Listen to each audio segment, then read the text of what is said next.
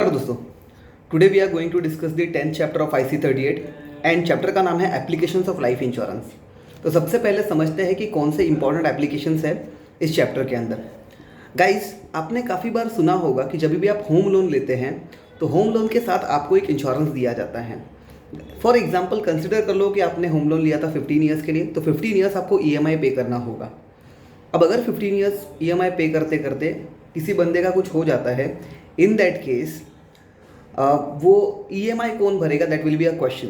सो इस केस में काम में आता है mortgage redemption insurance. For example किसी की डेथ हो जाती है EMI पे करते दौरान, तो वो जो मॉर्गेज रिडेम्पशन इंश्योरेंस है, that insurance will pay entire bank loan and इस बंदे की जो फैमिली है उसको कोई सफ़र करना नहीं पड़ेगा। So this is called mortgage redemption insurance, one of the important applications. Second is married woman property act 1874।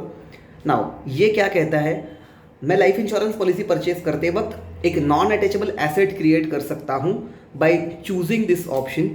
So for example when I am choosing this option married woman property act 1874 section 6, that means my life insurance policy के benefits can be only given to my wife और my children और both my wife and children, because इसके तहत wife and children ये trustee बन जाते हैं।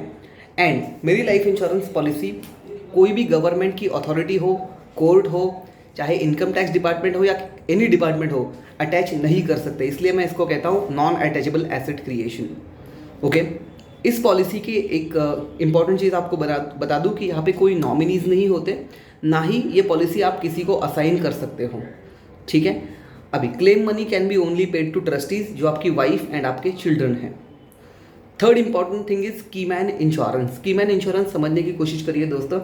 आपने अगर एम्प्लॉई है, कोई इंपॉर्टेंट एम्प्लॉई जो कि डायरेक्टर, HOD, MD लेवल पे है, तो उस एम्प्लॉय के लिए एम्प्लॉयर ये कीमैन इंश्योरेंस पॉलिसी ले सकता है, क्योंकि इस एम्प्लॉय के ना होने से अगर इस एम्प्लॉय को कुछ हो गया और वो नहीं है तो उसके एब्सेंस में काफ़ी सारा नुकसान हो सकता है कंपनी का। तो उसकी रिप्लेसमेंट के लिए या फिर उसके अगेंस्ट स्ट्रेटजी बनाने के लिए company will utilize this amount. तो कीमैन इंश्योरेंस में एक चीज़ इंपॉर्टेंट है कि क्लेम यहाँ पे टैक्सेबल होता है एंड राइट पूरा कंपनी के पास है कि ये जो इंश्योरेंस का पैसा है वो उस एम्प्लॉय के पैसे, उस एम्प्लॉय के घर में दिए जाए पैसे, या फिर कंपनी अपने लिए यूटिलाइज करे। पर्पस इसका ये है कि कंपनी का जो भी नुकसान हो रहा है उस एम्प्लॉय के ना होने से वो इससे कंप्लीट करा जाए। So I hope you like this information. Thank you so much. Happy learning.